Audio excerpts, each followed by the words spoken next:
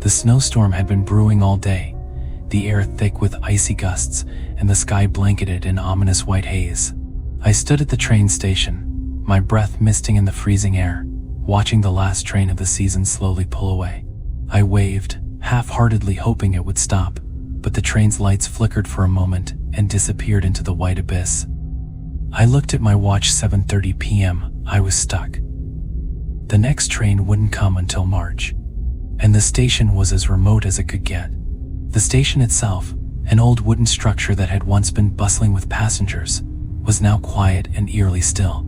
The walls creaked under the weight of the snow accumulating outside, and the faint smell of stale wood filled the air. There were no other passengers around, and the ticket office was closed, its lights off. I couldn't even find the station master's office. It felt like the place had been abandoned for years. I cursed under my breath. The storm outside was already blurring the landscape, and I was too far from any town to walk. My phone had no signal, and my only option was to wait it out. I had no idea how long the storm would last, but I'd never been one to just sit idly in a place like this.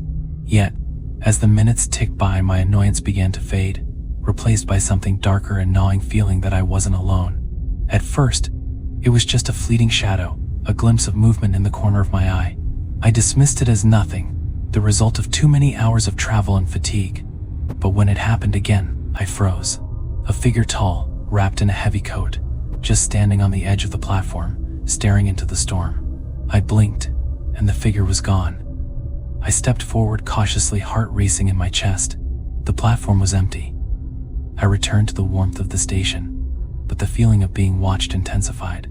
I could feel eyes on me, heavy, oppressive, as if the very walls were alive with something I couldn't see. I sat down, trying to make myself comfortable on one of the old benches. The sound of my own breathing was deafening in the silence.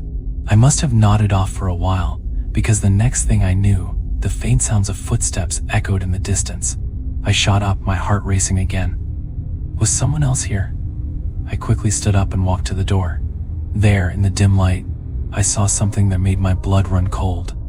A woman was standing at the edge of the platform, staring at me. She wore a long, dark coat, her face obscured by a heavy scarf. Her eyes, I could see them now, dark and hollow, sunken in a way that made my stomach churn. She was motionless, just standing there, as if waiting for something or someone. I opened the door, hoping to ask if she was lost or needed help. But the moment the door creaked open, she vanished into the snow. I rushed outside, calling out to her, but there was no answer. The wind howled around me, thick with snow, but there was no sign of the woman. I hurried back into the station, my hands trembling as I tried to process what had just happened. Was I imagining things? Had I truly seen her? Or had the isolation and cold begun to take their toll on my mind? I tried to calm myself, but then, just before the darkness fully enveloped the station, I heard it. A faint whisper, just on the edge of my hearing. Help me. The hours dragged on, my unease growing with each passing minute. The storm outside raged relentlessly, and I was left to stew in my growing paranoia. It felt as though something was pulling at the edges of my mind, something I couldn't fully grasp. I paced the small waiting room, occasionally glancing out the window, half expecting to see another shadow. My thoughts kept returning to the woman. Was she real? Was she a figment of my imagination? And if she was real, who was she? And what was she doing here in the middle of a snowstorm? The radio on the station's desk crackled to life suddenly, a static-filled voice breaking the silence. Last train departing in 5 minutes. All aboard. I froze. The last train had already left. There was no train coming, no matter how much I wished for one.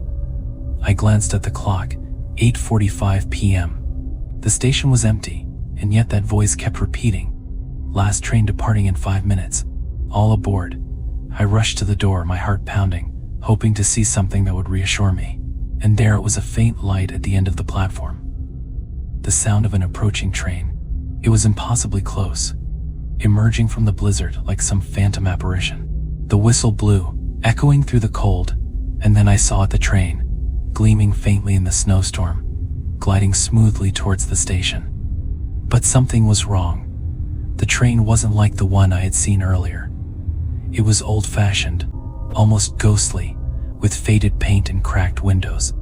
There were no other passengers on board, just a single figure in the conductor's uniform standing at the entrance. My feet moved of their own accord, pulling me toward the train, an irresistible pull I couldn't explain. As I climbed aboard, the door slammed shut behind me with a finality that made my pulse race.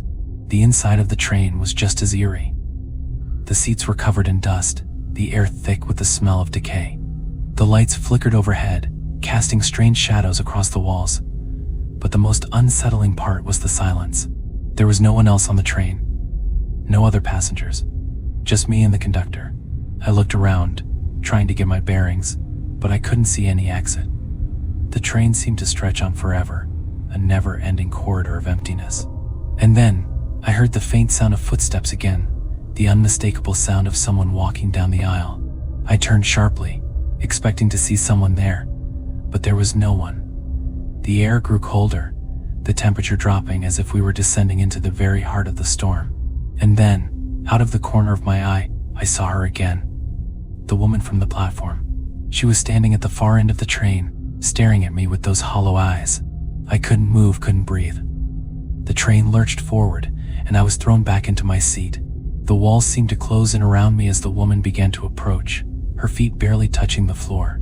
And then, in a voice so soft it was almost a whisper, she spoke. "You're not supposed to be here. You're not supposed to be on this train."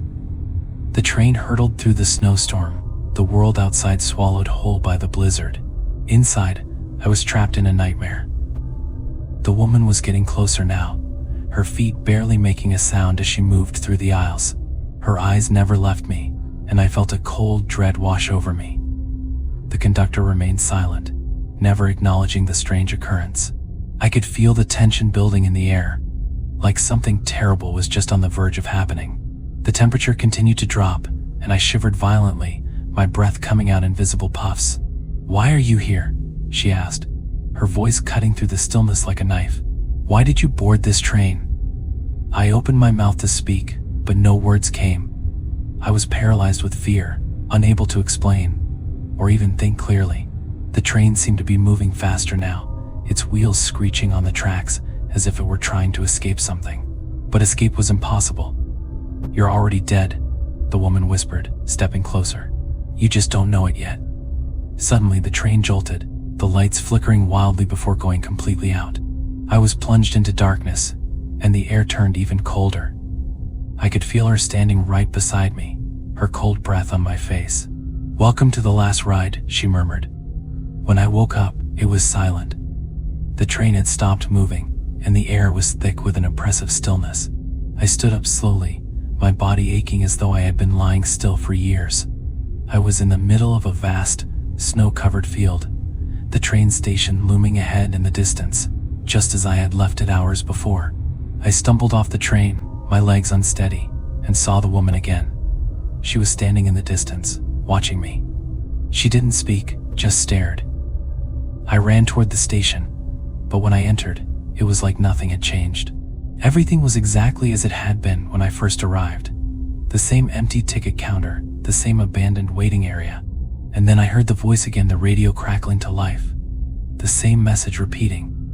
"Last train departing in 5 minutes. All aboard." I turned, and there, standing in the doorway, was the conductor. His eyes were vacant, his face pale and lifeless. He reached out to me, his hand cold as ice. And I realized the truth. I had never left. The train, the station, the storm, it had all been a trap. The spirits of the past passengers were still here, waiting for someone to take their place. I had become one of them.